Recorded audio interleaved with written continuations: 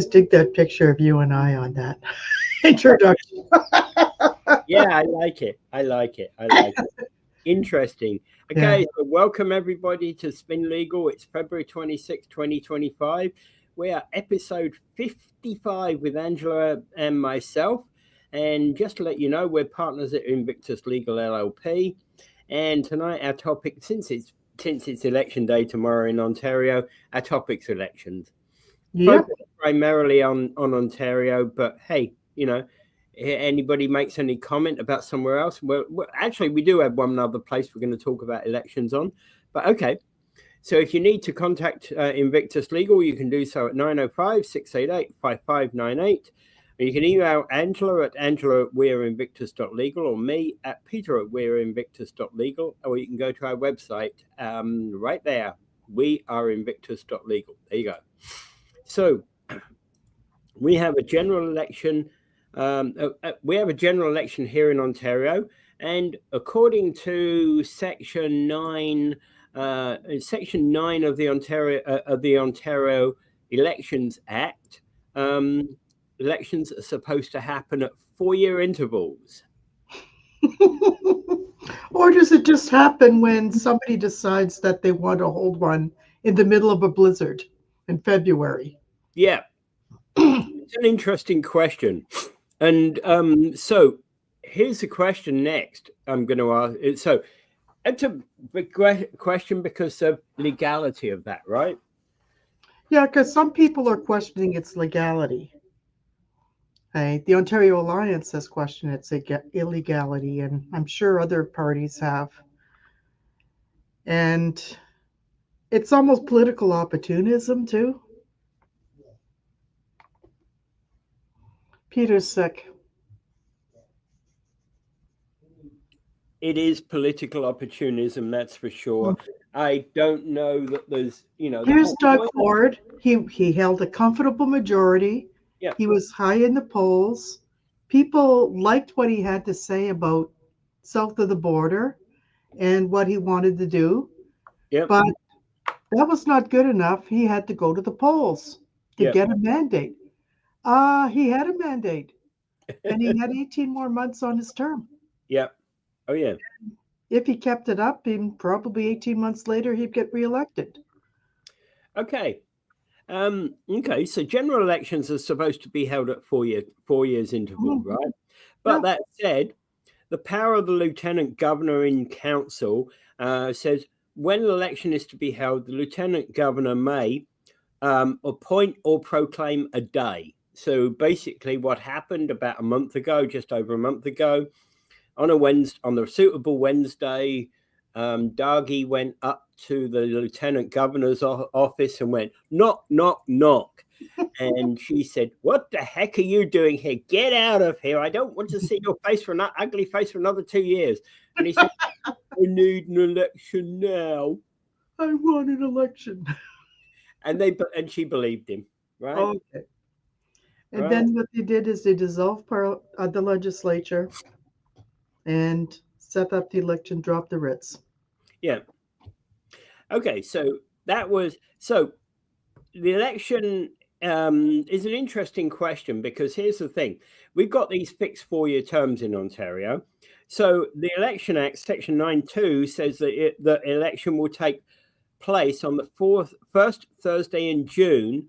So when is the next election? Because the first Thursday in June is set in Section 9.2, and nothing in this, and it says in Section 9.1 about so first Thursday in June in the fourth calendar year following the polling day in the most recent general election, right?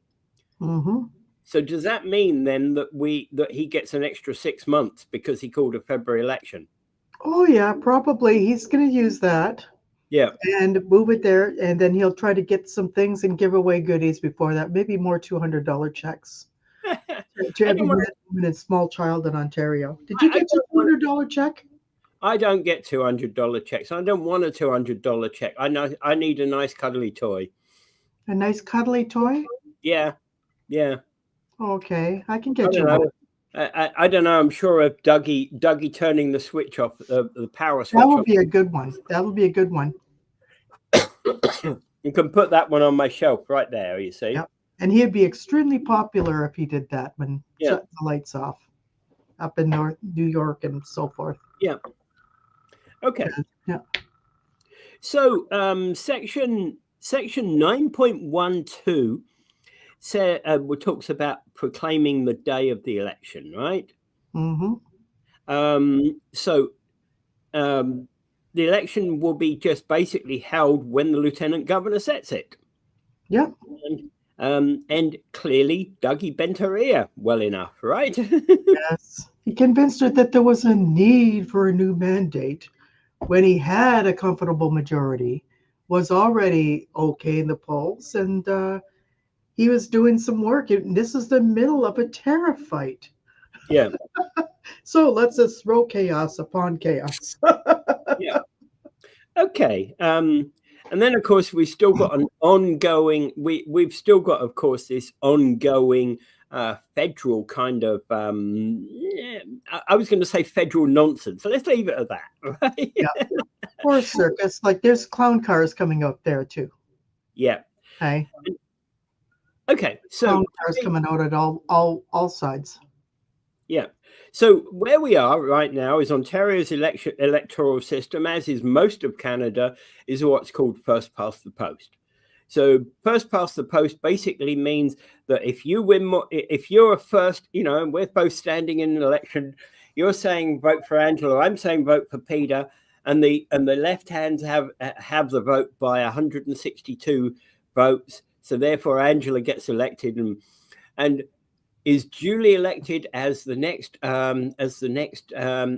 member of the provincial parliament for the constituency of Niagara Centre. How about that? Yeah, Niagara Centre. Yeah, I am actually. You are standing in Niagara Centre. There we go. So let's indulge in a bit of wishism for a moment. Oh yes. So essentially, for a school party, it's a little bit challenging. Well, that's going to say, in order to do that, you've got to beat everybody. You've got to beat me and my three mums and a football team. You've got to beat the NDP candidate. You've got to beat the PC candidate. You've got to beat the Liberal candidate. You've got to beat all comers. Mm-hmm. Right? So... so basically, one of the questions that's been consistently talked about is electoral reform. So where do the parties sit really on electoral reform? Yeah, and this is one of the things that there is a group called Fair Vote Canada, and they've interviewed all the parties to find out. Well, they did a and I'll put the link in the comments beneath. So let me take a copy of that link and I will put it into the comments beneath. Okay, so Robert DePauw, good evening. And I'm going to drop this link in here, by the way. So that's the link to the fairvote.ca site. And you can go look at it in your own time. Go look it up. So fairvote.ca is where you need to go, and under there is the information about it. But let me summarize it where we are right now. Ontario PC is basically on the record as opposed to any form of change to the electoral system. And hey, do it the same way we did it since 1867. And typically the governing party, when they're in a good position, will support no electoral reform because they don't need it, because they can continue to govern.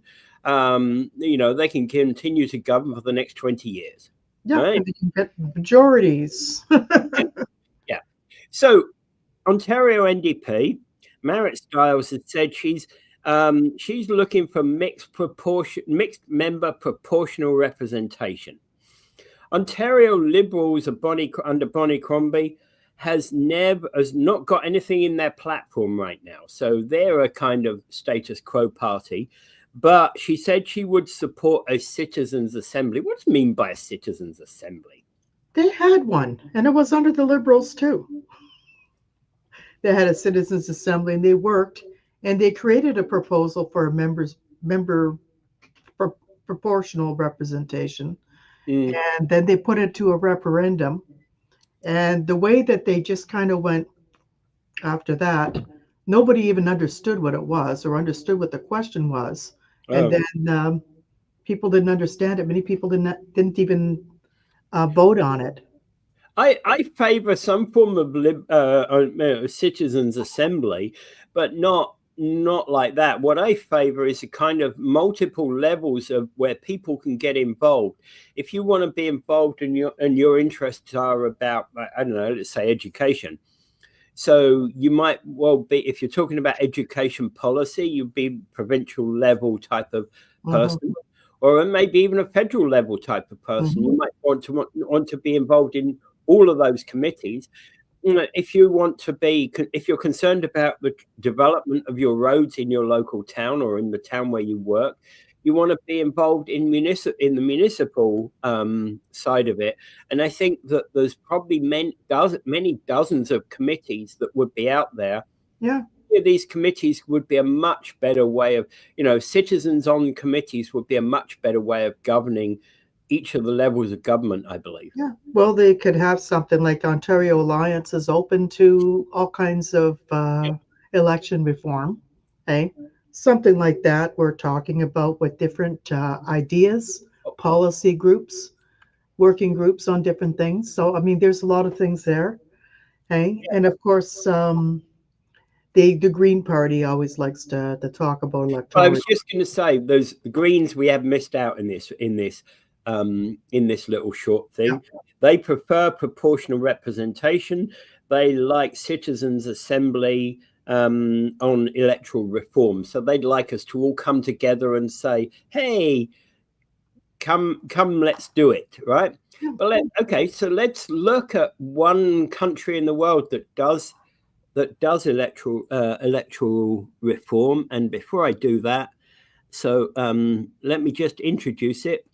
The German election was purely held with proportional representation, right? So it was outside influence. Yeah.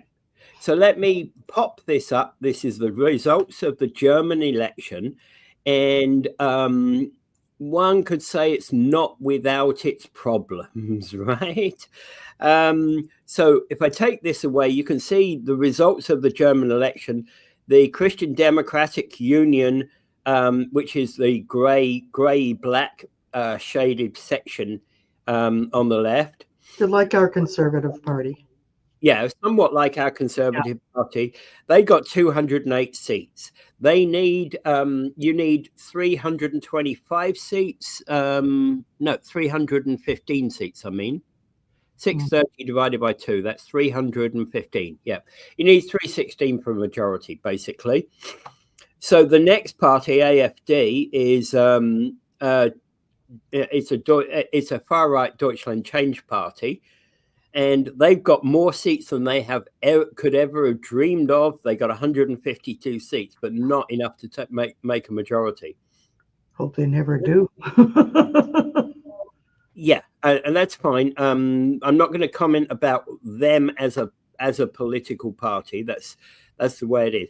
The next one that you've got there, the red block on the upper right, is what's called the Social Democrat Party, right? SPD. The SPD has formed government in post-war Germany, has been for much of the term, was probably the majority government for the longest period of time.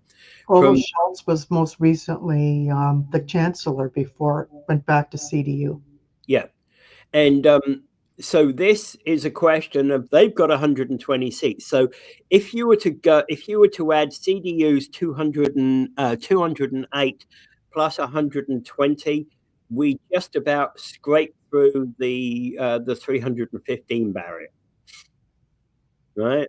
But CDU and SPD don't get along, never have done, right? The next block that you've got to consider is Green. which is 85 seats in there.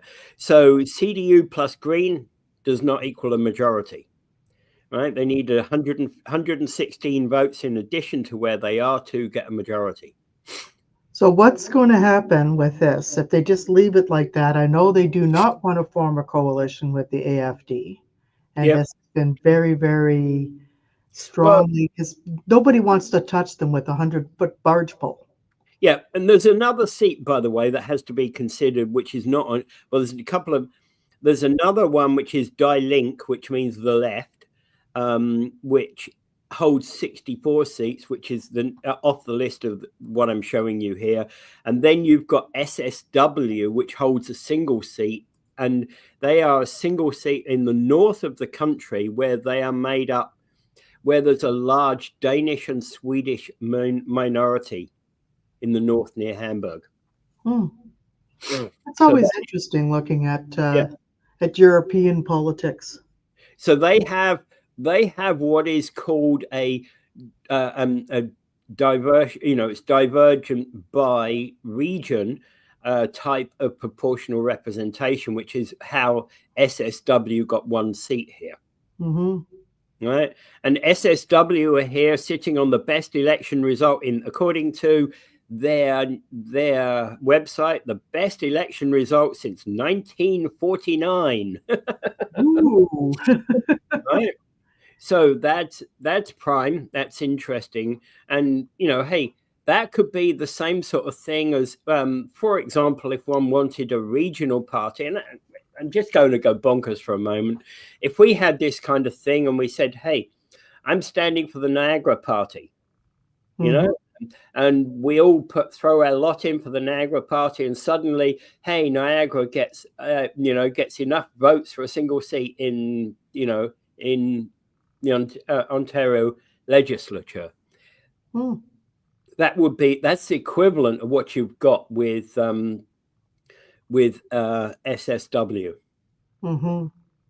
Right? Yeah, that's always interesting because I know that there is a Toronto party. Yeah. Well, exactly. Yeah. So that German general election's an interesting matter, really. I just thought I'd throw that up because the election results have just happened. We've seen them, and I'm not saying they'll in any way influence ours. I don't think they will at all, right? I'm just always intrigued by what other people do. And the German system is a PR system that allows for smaller parties to get into power.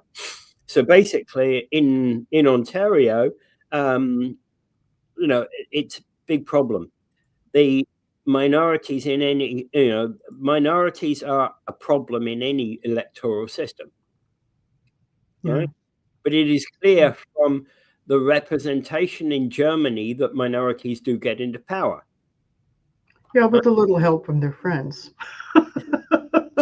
Well, Green got 85 seats. That's all, can you imagine Green Party getting 80, not 85, but can you imagine Green even getting 25 seats here in Ontario? I'd like to see Green get more seats in Ontario. Yeah, I like Michael Schreiner. He's a pretty decent leader. Well, the interesting thing is about that is in order to do that, you'd need to see some form of change in electoral system, wouldn't you? Yeah, exactly. There'd have to be a lot of change. I don't really know how that could be engineered, but this would have to be really looked at, studied, and processed. Because the thing is, we have the small parties in Ontario. We keep trying to talk about how do the small parties get themselves noticed and so forth. There are different small parties, and and there was a few interestingly, there was a few articles recently. So CBC wrote an article that said often election underdogs, independent and minor party candidates say they shook up the 2025 election vote, Ontario vote. Right. I'm gonna drop this one into the comments in case anybody wants to go look at it. Yeah, and that's an Right. interesting Cool. article too. Yeah. Unfortunately, it doesn't mention the Ontario Alliance, which is I also a know. small Ontario party. Well, I was going to say I'm going to have my little point upon this party. It's like in this the way I see this is the CBC saying we got to think about the small parties. Let's do a fancy little article in some unknown location. No, after all, nobody knows about Thunder Bay, Superior North. Who's ever heard of that riding? Let's just talk about all the more minor parties in Thunder Bay, Superior North. I'm sorry. Got minor parties all over Ontario, even in I'm going to Toronto. give you 3 thumbs down for that one, mate. Mhm. Would you agree? Yeah, exactly. I mean, there's small parties all over Ontario. Yeah. If you're There's going to 18 political parties. yeah, if you're going to talk about the small parties, talk about the issues. Yeah. I'm not saying you agree with the issues, just talk about the issues. Yeah, just talk about the issues, give people a look at each of them. And if they don't want to vote for them, they don't vote for them. Or if they want to vote for them, they do. Yeah. And there's another one, this group called antihate.ca. They did Ontario election looking at the small political parties taking far right positions. And they talked in here about the Ontario Party. It's news to me. I thought the Ontario Party were a centrist party. No, look who leads it. Yeah, I'm not so familiar with this individual. Yeah, Derek Sloan was from the Conservatives, and he was thrown out of the party for a lot of his comments. Okay. All right. New Blue is another one where New Blue is basically Ontario's version of the PPC. Yeah. All right. What was it? Belinda Karahalios was elected MPP for Cambridge in 2019 for PC, and when the PPC split, she split with them. Yeah, and it didn't take her long to be thrown out of the PC party either. Yeah. And then her husband, although he's never been a party, but he's helped her start the New Blue Party. Yeah, and New Blue. They got 100 people running all across Ontario. Hey. Yeah, they got to be one of the bigger of the small parties. Mm-hmm. Yeah. And they came about actually in 2020 because there were some people in the PC party who didn't think they just went far enough on different things. Because remember, during the pandemic, there were lockdowns, there were different rules.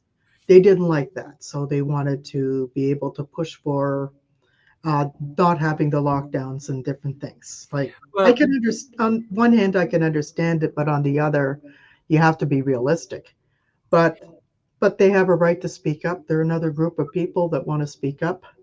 And so they went forward. But unfortunately, they're taking some positions which are, again, on the further of the right than the PC party in Ontario. For example, one of the questions that they, at the time, Belinda's husband, Jim, basically called out Walid Solomon, who was the campaign chair for Erin O'Toole during his election back in, what's that, 2019, 2020? Yeah, 2019, I think, and called him a supporter of Sharia law. Right? Yeah. They get that way. I just don't understand why people have to get to that low. Yeah. And I'm not so sure. The one thing I didn't like about New Blue is when I got a policy document for New Blue at the 2022 election, their biggest gripe was the fact that Doug Ford was shaking hands with Justin Trudeau. and I'd hate to see with the real serious issues. Yeah. And one of the biggest problems I had is I think that's out of order because Doug Ford doesn't have to like Justin Trudeau's politics. right? And This has to develop a working relationship. exactly, he has to have a working relationship with the prime minister.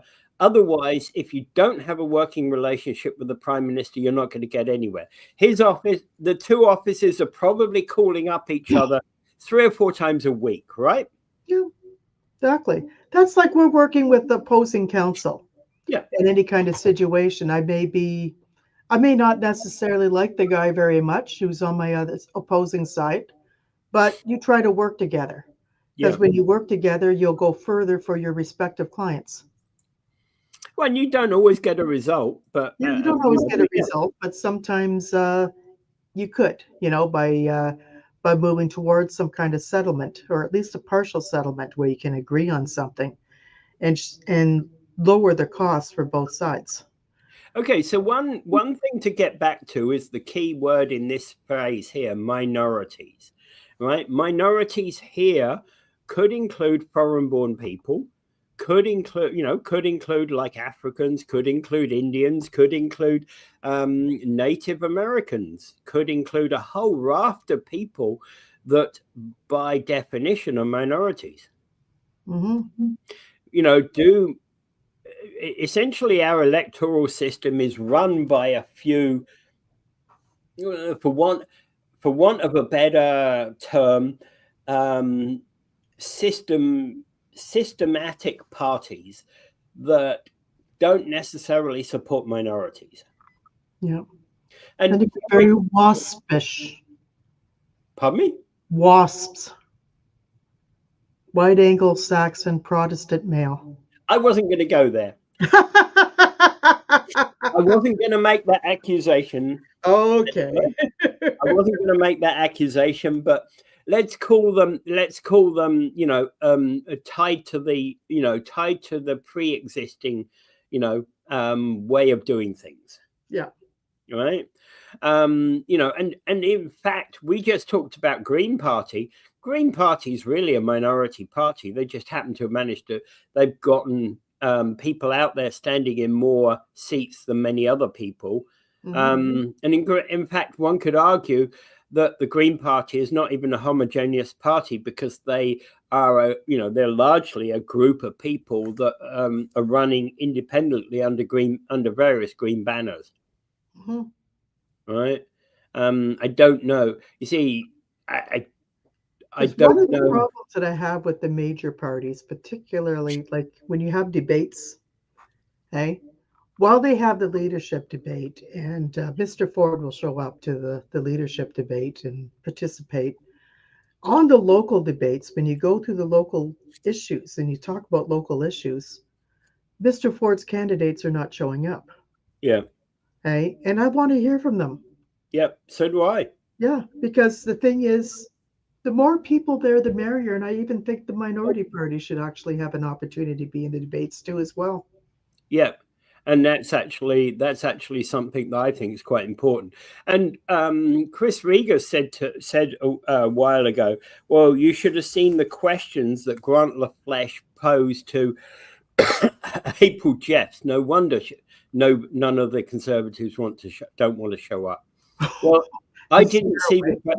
I know. I have to be honest. I haven't seen the questions that he posed, but again, I do know that from my time in looking at politics across basically England and here, generally, I'd have to say that the good politician, you throw me a question that is completely, that I have that I'm just totally opposed to. I'm going to answer it in my own sweet way. That's the way you do it, right? Mm-hmm. I'm not going to, so you're going to be talking about, I don't know, transgender, the need to support transgender people. And you basically just completely ignore that question and talk about, needing to raise pay in the workplace. Mm-hmm. Right. If that's the kind of question that is posed to you that you don't feel that you wish to answer, you don't answer it. You turn it around. Mm-hmm.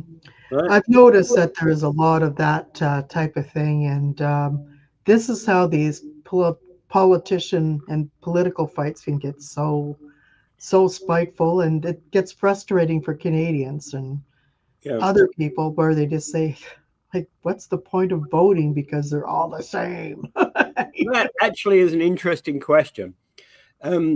This morning I was talking about this whole question with Dave Wheeler, of course, as everybody knows on Talking Niagara. We were talking about that this morning. My prediction for the polls is 39.6 turnout for Ontario. Ontario-wide turnout 39.6. And how much are you willing to bet on that? I'm not willing to bet. I don't bet money. I put my figures out there, and the last time we were at about 48. Dave Wheeler said about 42, 43 is what he believes. Kip Finn said 44. And Kip Finn was saying, watch out for the Conservative surge. Mm-hmm. I'm sorry, Kip, but I was thinking about this. The Conservative surge has already happened. Mm-hmm. Right? They came early. They did special ballot, and other ones will just show up on the day. Yeah. Yeah. And I think other people voted early too. Yeah. When I say the Conservative surge has already happened, I mean it's already taken care of. Mm-hmm. In my 39.6, I believe that includes the Conservative surge. Yeah. People. And if it snows tomorrow, bets are off. Yeah. Yeah, if there's a blizzard, yeah, I think less people will show. Yeah. Okay, so in terms of the small parties, how do they get a hearing? Because let's face it, press is all over the big parties. Absolutely, because I go door to door when I was talking about the Ontario Alliance and the starting our campaign and then registering as a political candidate. What is the Ontario Alliance? What do you stand for? Do you have any literature? I just kind of basically talk to them and I answer some questions. And people like the Alliance. They like the idea of the Alliance because we're not a far right party. We're not a left party. We're in the middle somewhere, but we do take fiscal conservatives seriously. But it was very interesting how people wanted to know about these not small parties. So I told them to look at the website and you'll find out more. There's other small parties too that are out there. Look at their websites. Because 18 parties in Ontario. Yeah. And the article we were just talking about, which was done by antihate.ca, and the prior article by the CBC, was both talking about the underdogs, both talking about the small parties. But again, I don't think that antihate.ca have got their reason, of course, because they believe those parties to be hate parties. I'm not so sure I agree. Not necessarily. A couple of them might be, but I don't think all of them were.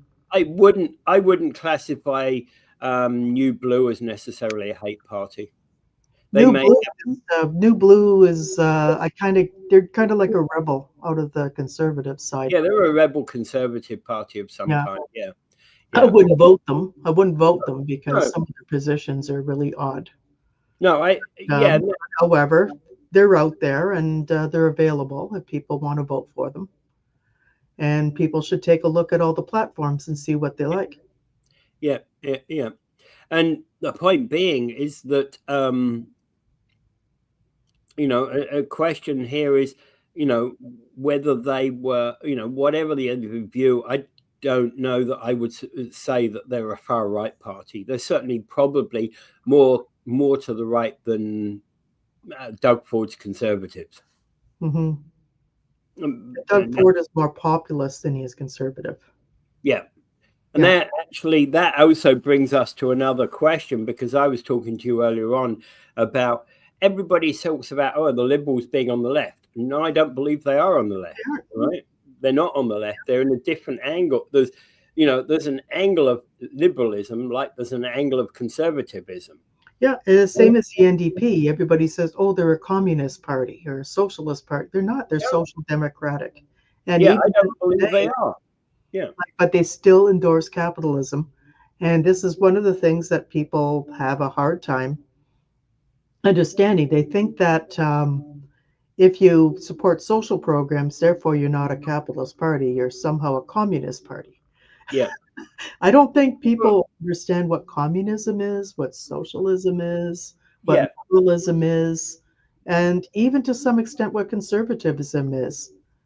If there was any conservatism that I would endorse, probably more or less on the likes of Edmund Burke, Emil Durkheim, people Well, like that. some of these sort of things, I think there's more. We don't have like a line that goes from conservatism on the right to socialism, communism on the left. We have kind of like a whole wide range of lines that are going all spiking all over the place, right? And I if mean, this you have left-wing libertarianism and right-wing libertarianism. exactly, that's another one that's also to be fathomed out. I write to Oh, libertarians all the time, and I love talking to them, yeah, okay, because they have such interesting things to say. and Hey, I thought libertarian, but they tend to be more on a conservative side, but there are some libertarians I've talked to who are more on the left side, which is well, very interesting, some of their ideas. yeah, and most libertarians share one thing, which is that they want small government. They don't want to have that like interference, and Yeah, but however, what happens is you get into the right wing government, they will have big government for some people and small government for others. yeah. Like for women who are seeking abortion, for example, big government, but small government for those that are rich and have corporations and don't want to pay taxes. Well, there's a whole wide range of political Yeah. philosophies out there as well. Isn't there some And kind of thing people can take online? There's a quiz people can take, and you answer questions about what your preferences are, and then it can tell you where you lie on the political spectrum. yeah, I'm going to be all over. I'm going to be like, I just love to see Peters answer those and see where he is. yeah, I'm going to be all over the place, They've because actually said that I'm probably closer to the Green Party than anything. well, there are to me some things like the need for free healthcare, the need for free education that puts me probably on the left among the communists and socialists, and but yeah. Oh, you uh, commie. on the other side, I have I'm a person that says we need to actually have fiscal control. Yeah, like I don't like to see like tunnels built under the 401 or money spent on spas to sit by the But Toronto Lakeshore. I can I think see that's a waste of money. I can see a tunnel built under the 401 if it has got a proven need. Yeah, I don't see there is a need for it. We have I enough Yeah, highways. yeah. I don't see there's a proven need right now. Yeah, they can open up the 407, hey, if they need more highway space. Yeah, Okay, but I mean, there's lots of things they can do to address these things, yeah, okay, that they're trying to address and shorten commutes and whatever it is. Okay, so I mean, I just look at that and I said, okay, I look at that. Is this a cost-effective policy? You know, is this going to waste a lot yeah. of taxpayers' money? Well, I Okay, think it's going to be very uncost effective. yeah, and that's like what was 100 billion? Somebody told me, Yeah, and I said, more. well, why would you want to spend that when Ontarians have other priorities? Yeah, This is why when we look at some of us, like I consider myself fiscally on the conservative side because I look at that. I said our money should be going towards Ontario's priorities. yeah. Okay, we need healthcare, education, social services for those that cannot work, um, elder care, different things. Okay. But So but while we're on the subject of like small pork parties, barrel, like pork barreling. so while we're on the subject of small parties, let's look at a constitutional law issue, which is basically a case of Ashby versus White in 1703 in England. And basically, the complainant in this particular case was a gentleman who was refused the right to vote. And he took legal action against the returning officer. And the Supreme Court justice basically, it was called House of Lords back then, but the Supreme Justice basically said it's a vain thing to imagine that there should be a right without a remedy, i.e. the right to vote. For want of a right and the want of a remedy are controvertibles. If a statute gives a right, the common law will give a remedy to maintain it. Yeah. And wherever there is an injury, it imports a damage. So basically, the argument for the small, in this particular case, you're talking about a gentleman who was denied access to the polls and took the returning officer to the court. And that's what the House of Lords said about that in 1703. But the argument today is that thousands, if not millions, of Ontarians are being left without a remedy because they don't see the program of the smaller parties. Exactly. And this is one of the things that we have been concerned about. We've been talking about it with other members of smaller parties. Yeah. And one of them, ironically, is called None of the Above Party. Yeah. Like, that's what we all should run for, is None of the Above Party. And I think they'll get a majority government. Mind you, the unfortunate thing is if you write none of the above in your ballot, you're going to invalidate the ballot. Yeah, exactly. That's that. Like if we had a person running in every social electoral district running for none of the above, then people could put that none of the above. They can feel, hey, and they'll probably get some votes, because I think people are just very frustrated at the electoral system, frustrated at the politicians, frustrated at our leadership. Hey, and this, like I was talking earlier, as we were talking about that leadership, like although we don't have term limits in Canada, but I think the voters kind of impose term limits. Yeah. Where they kind of say we're so fed up with Trudeau. Yeah. Before that, as we're so fed up with Harper. So people go out in droves to get rid of them. Hey? Yeah. And then when Trudeau time, now we're just, it's refreshing again what people are looking at policy again. And the issue here is that what you've got is, what was it? Harper was there for three 10 terms. years. 10 years. Yeah. Okay. Okay. So he was there just over 10 years, and he had a minority government at first, and then he had a majority government, didn't he? Was he always a minority? No, he had a couple of minorities, but then he had a majority, I think. Yeah. And the thing is, some of the laws he passed some of them were not too bad, but some of them were a little bit like, where's this coming from? Yeah. Right? And, but as a point, but people start looking at things. He says, okay, I mean, Harper had his own set of scandals. Okay, if people need me to remind them, just send me an email, and I'll be glad to send you a list of his scandals. Okay? Well, and the point about was scandal. No politician who's in power long enough, like 10 years, is going to be scandal free. Yeah. Nobody. Okay. Yeah. They all have their problems. They all have their issues. Just because somebody screws up, or maybe one of their staff does something, or somebody does something that they trusted when they set up a government contract, hey, and they didn't have proper controls in place, like a RIVE scam, hey. That was one of the worst scandals there is. But we're talking. Exactly. We have one in Ontario too, where they tried to fix the landlord-tenant board software too. That was another one that Doug Ford, he escaped that one. But these things, they happen. It's not because politicians are bad people or they're incompetent. It just, these things happen. And when you're looking at fiscal conservatism, you need a policy that supervises these things, monitors these things to make sure they don't happen. Yeah. And the point being is, with any election, as I say, I think the people get to a point where they say, I'm sorry, enough's enough. And it will happen, ironically, here with Doug Ford at some point. Yeah, they're going to get sick of Doug Ford. Maybe he'll serve another term, and then that's it.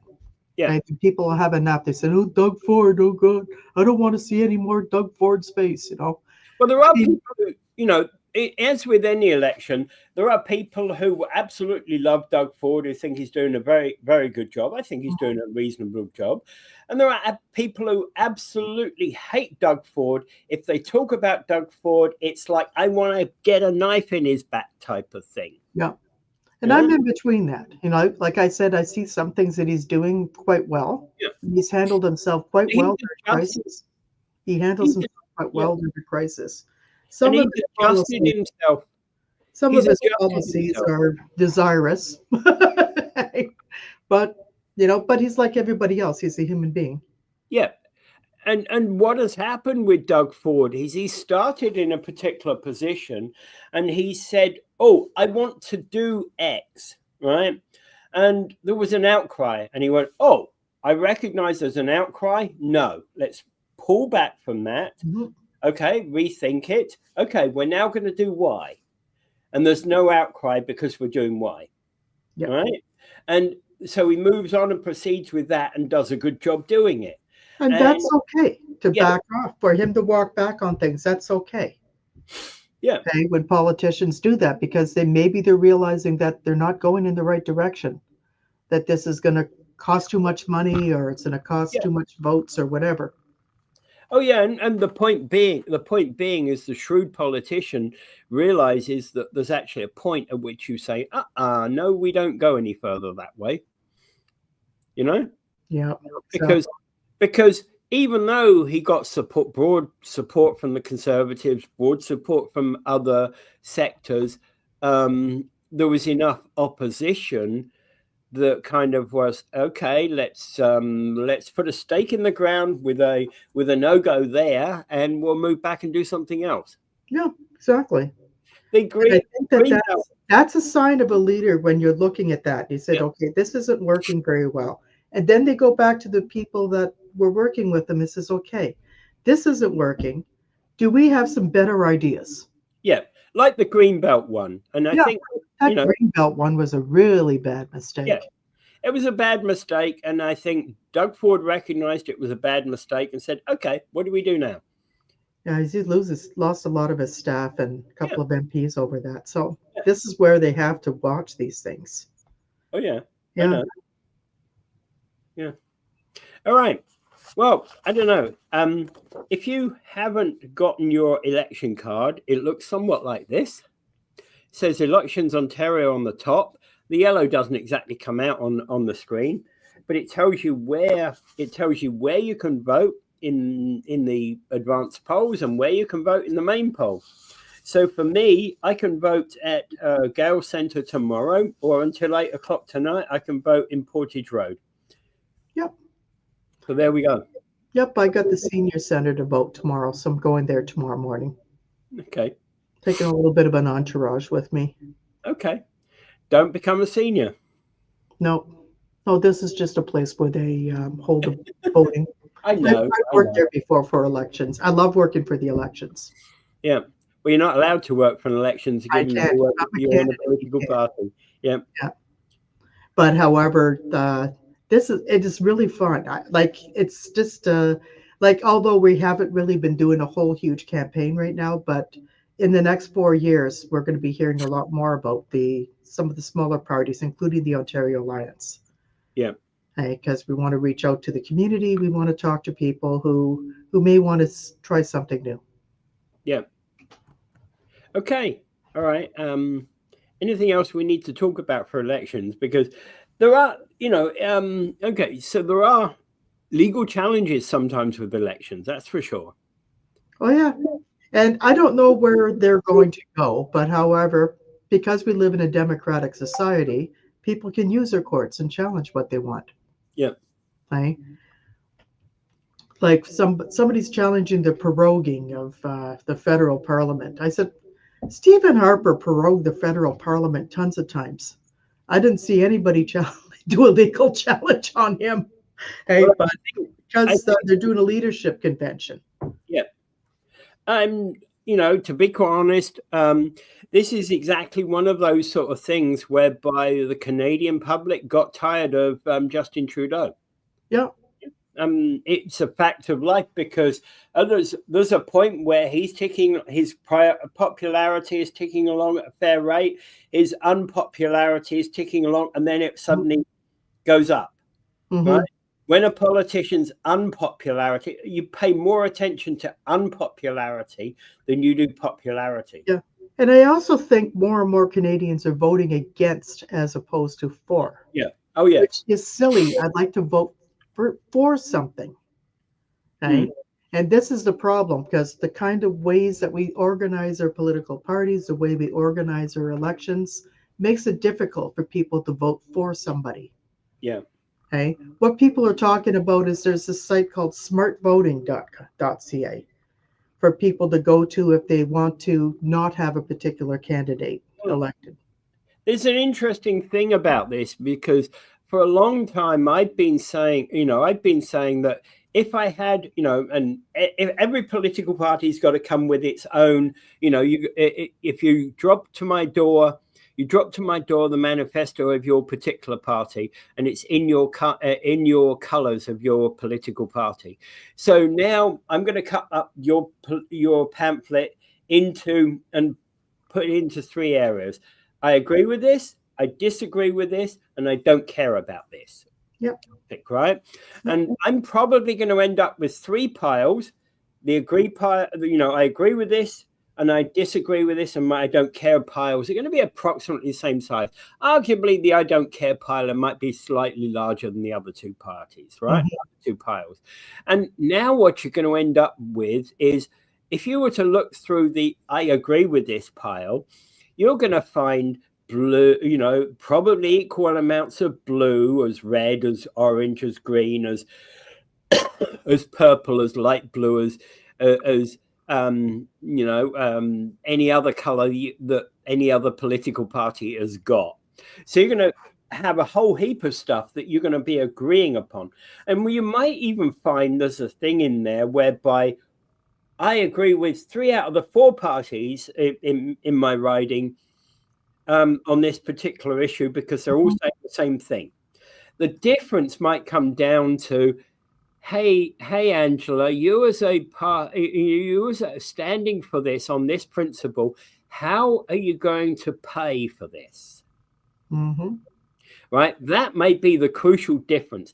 How is your party going to enact this? Yeah, and this is really important. Like, we have to look at this, okay? And I think as citizens, we have to stop being totally anti-tax. Yeah. Like, that kind of stuff drives me nuts.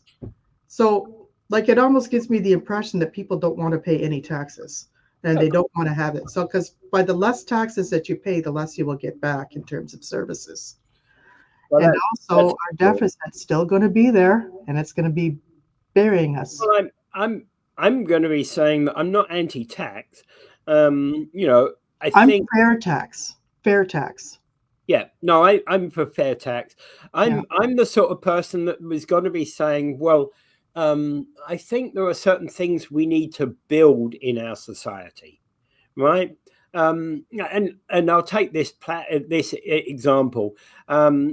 I'm going to be saying, okay, I favor the building of a ship that's going to go out and eradicate plastics from the oceans, right? Mm-hmm. So I'm going to take an anti-plastic ship out there. Mm-hmm. And it's all right. I've costed this ship out. It's going to cost us $40 million, right? And the country's going to build it, and it's going to be something that Canada can do as a popular thing for the world. Source it out and support other countries in building it. It creates jobs. It creates creates Canadian jobs. Goes out there. Now you as a politician opposing me might say, no, Peter, you're off your rocker. I think you're absolutely stark raving mad by wanting to do this. It's not going to clean up the environment. But the point being is, I'm in the Prime Minister's position, so therefore I'm doing it, right? I have the majority of Parliament, so therefore I'm doing it. You know what I mean? Yeah. And the point being is that, when you're in the majority, you can do things that I don't like. Yeah, exactly. This is why I have a real issue with these majority governments.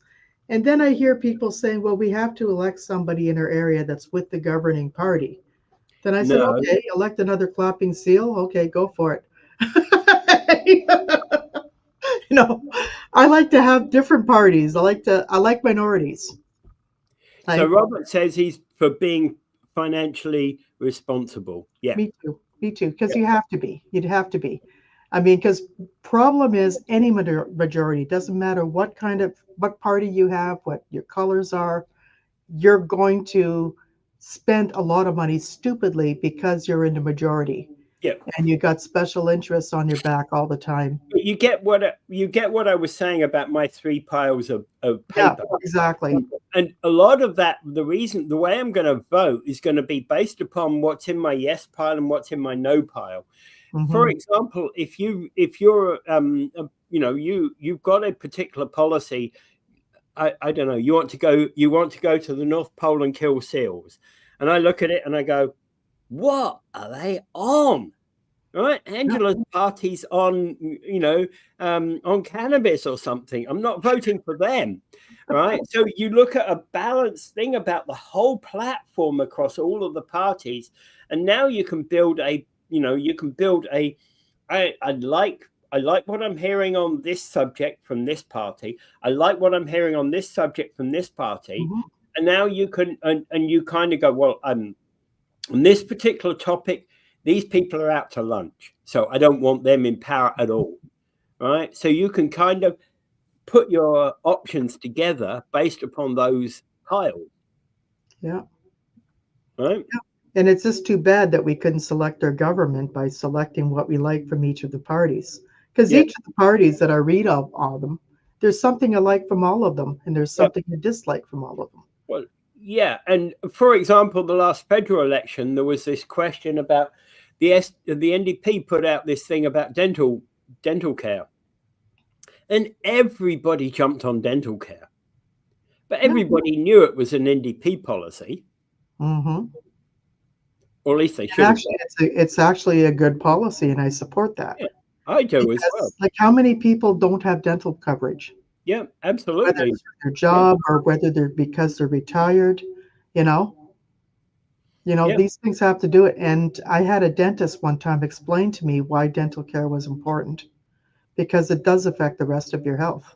Yeah. Oh, yeah. So it was very important, and I like that when they talk about things like that, but explain it to people. Don't just tell people this is what we're going to do and then we're going to cram it down your throat. But explain why this is a good idea and how we can make this cost effective and how it will work. Okay, so that people will look at it. Because I think sometimes politicians don't know how to do that. They don't know how to explain what they're trying to do or why they're trying to do something. Yeah. Yeah, and that's an important point. And maybe if I become prime minister someday, I will tell that, but I'll probably get shot because I'll do everything that people like, and I'll be very financially responsible, but I'll still get shot because I refuse to cater to special interests. Maybe, I don't know. Yeah, well, one of the thoughts I have about Parliament, and one of the things I've been saying for a long time, is there's only space for people in lobbies that actually come from you and your family. You bring in your grandma because your grandma's got a problem. You bring in your grandma to come see your MP in Ottawa. Bringing her to explain where a problem is to your MP or any MP that wants to listen to you. Yeah. What doesn't belong in the parliamentary lobby is companies and corporations and corporate associations lobbying for their policies. Yeah, because you wouldn't understand the amount of healthcare lobbyists who are private healthcare companies who want to lobby our governments. Yeah. And that's scary.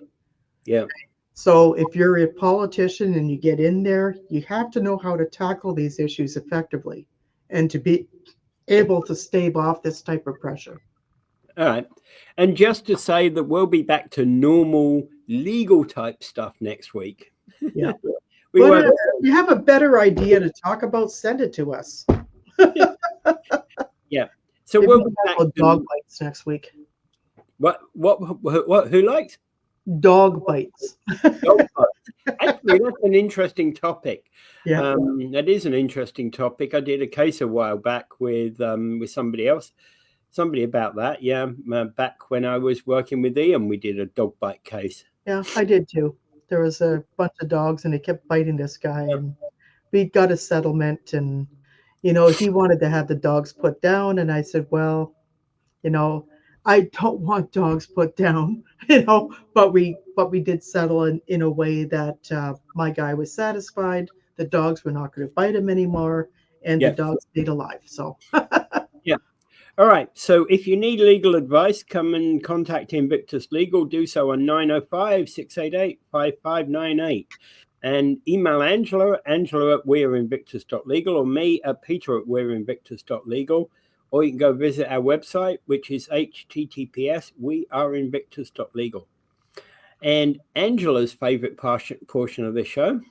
So what you heard today in Spin Legal, other than the political blustering, whether it's this show or in others in this series, this is not legal advice. If you need legal advice, then you please contact a paralegal or a lawyer. And we hope that you would contact us, but do seek legal advice if you have a specific situation. Yep. And go out and vote tomorrow. Okay? Yep. Wind, rain, snow, or blizzard, go out and vote. Yeah. We'll see you next week. Take care.